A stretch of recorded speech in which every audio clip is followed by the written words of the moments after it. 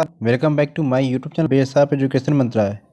प्यारे बच्चों, आज हम शुरू करने वाले हैं क्लास 7 की असेसमेंट वर्कशीट नंबर 7 जो कि विषय हिंदी से संबंधित है।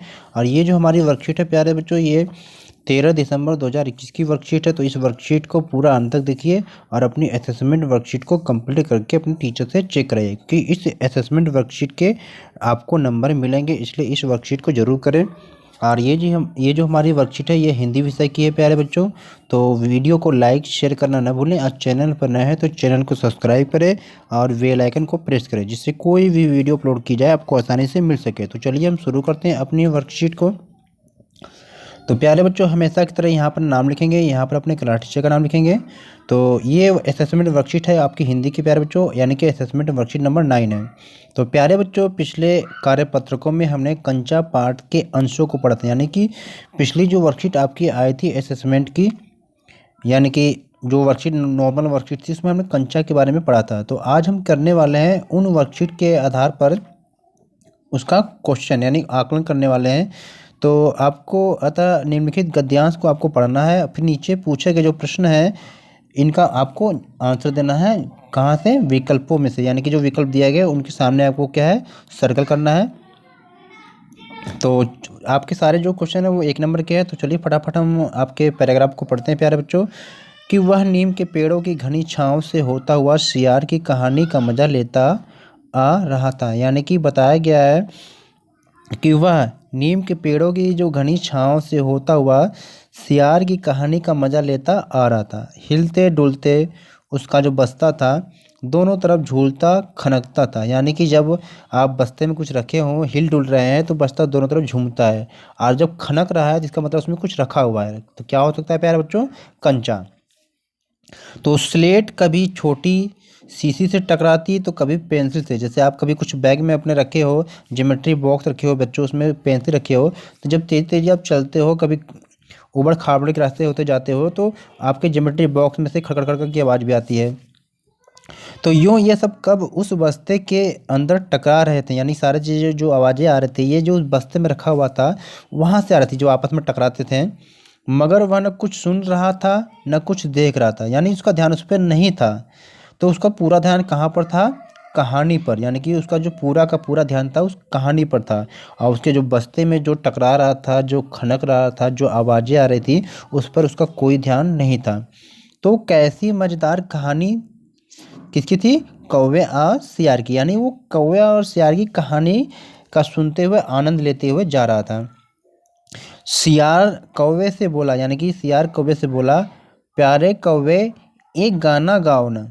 यानी कि सियार था उन्होंने कौवे से बोला कि कौवे एक गाना गाओ ना, तुम्हारा जो गाना है सुनने के लिए तरस रहा हूँ। यानी कि जो सियार है अपनी चाल चल रहा है, उन्हें कौवे से कहा कि तुम गाना गाओ, मैं तुम्हारे गाना सुनने के लिए तरस रहा हूँ।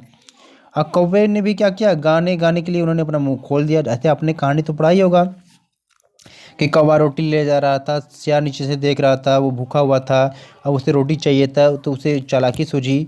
तो यही कहानी है प्यारे बच्चों यहाँ पर। तो फिर हुआ क्या आगे? तो जैसे ही कौवे ने गाना गाने के लिए अपना मुंह खोला तो उसके मुंह से रोटी का टुकड़ा जो ज़मीन पर गिर पड़ा। फिर क्या हुआ?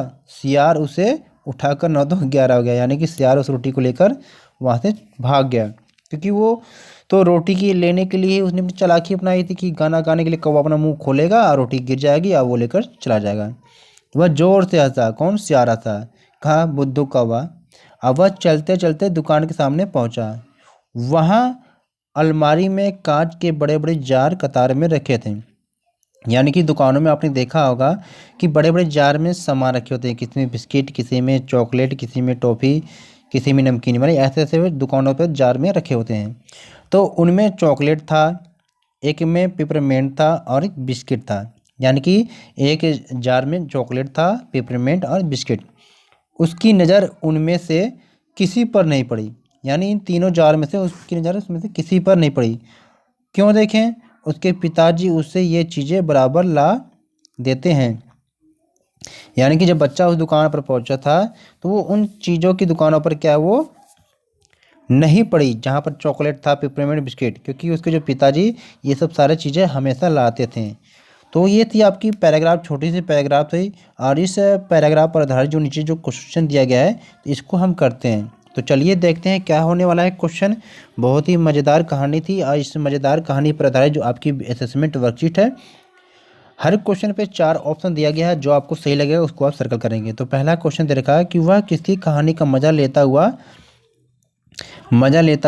आ रहा था। तो आप सभी जानते हैं कि वो कौवे और सियार की कहानी का मज़ा लेते हुए आ रहा था। तो आप यहाँ पर बी यानी कि ब को आप सर्कल करेंगे। सेकंड क्वेश्चन कह रहा है कि उसका बस्ता क्यों झूमता खनकता था। तो वो क्या हिलने डुलने के कारण, यानी कि हिलने डुलने के कारण क्या उसका बस्ता खनकता था, यानी कि ऑप्शन ब यानी ब सही हो जाएगा। थर्ड है कि कौवे और सियार की कहानी में कौन गाना गाता है। तो आपने देखा कि सियार और कौवे की कहानी में जो गाना गाता है वो कौवा गाता है। तो ऑप्शन अ सही हो जाएगा, यहाँ पर सर्कल करेंगे आप। फिर प्यारे बच्चों यहाँ पर दिया गया है क्वेश्चन नंबर 4 को देखते हैं अब। तो क्वेश्चन नंबर 4 में कहा गया है कि जब कौवे ने गाने के लिए मुंह खोला तो उसके मुंह से क्या गिरा। तो आप सभी ने देखा कि उसके मुंह से रोटी का टुकड़ा गिरा था, यानी कि ऑप्शन ब सही हो जाएगा क्वेश्चन नंबर 4 का, जिसे ब को सर्कल करेंगे। तो क्वेश्चन नंबर 5 है कि गद्यांश के अनुसार दुकान की अलमारी में कांच के बड़े बड़े जारों में इनमें से क्या नहीं था। आपसे पूछा है बच्चों क्या नहीं था। बच्चे अक्सर देखते हैं कि क्या था, आपको याद रहता है कि चॉकलेट है, पेपरमिंट, आप किसी एक को देख के आप सर्कल कर देते हैं। तो आपसे पूछा क्या नहीं था, तो चॉकलेट थी, पेपरमिंट था, बिस्किट भी था। तो ऑप्शन द सही हो जाएगा नमकीन, क्योंकि वहाँ पर नमकीन नहीं था, यानी कि ऑप्शन द सही हो जाएगा। चलते हैं 6 क्वेश्चन की तरफ। 6 क्वेश्चन में दिया गया है कि 9 2 11 होना जो मुहावरा है इसका क्या अर्थ होता है। तो हमने देखा था कि 9 2 11 होने का जो अर्थ होता है कि भाग जाना। तो क्वेश्चन 6 का जो राइट आंसर ऑप्शन ब हो जाएगा, इस ब को सर्कल करेंगे। क्वेश्चन 7 है कि कहानी शब्द का बहुवचन है, यानी कि आपको बताना है कि जो कहानी शब्द है इसका बहुवचन क्या होगा। तो हमने देखा था कि कहानी शब्द का जो बहुवचन होता है वो होता है कहानियाँ। ये वाला बच्चों नहीं होगा। तो इसका जो राइट आंसर ऑप्शन ब हो जाएगा 7 क्वेश्चन का, तीसरा सर्कल करेंगे आप।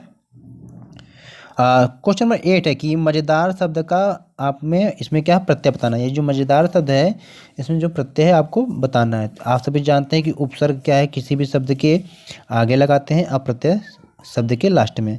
तो मज़ेदार में हमने देखा कि इसका जो प्रत्यय है वो कौन सा है बच्चों, तो इसका आ गया दार, यानी कि क्वेश्चन नंबर 8 में का स दार जगह।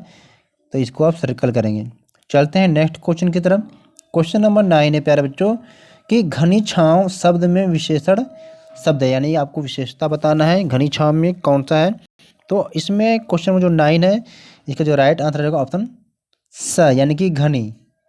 तो स को हम सर्कल करेंगे प्यारे बच्चों। क्वेश्चन नंबर 10 है कि बुद्धू का पर्यायवाची शब्द है, यानी कि जो बुद्धू है इसका पर्यायवाची आपको बताना है। पर्यायवाची माने कि समान अर्थ, यानी कि समान अर्थ देने वाला, यानी कि जो बराबर का अर्थ दे। तो क्वेश्चन 10 का राइट आंसर ऑप्शन ए हो जाएगा, यानी कि मूर्ख, समान अर्थ देने वाला है। तो प्यारे बच्चों ये थी आपकी क्लास 7 की हिंदी की असेसमेंट वर्कशीट। तो प्लीज़ वीडियो को लाइक शेयर करें, चैनल पर नए हैं तो चैनल को सब्सक्राइब करें।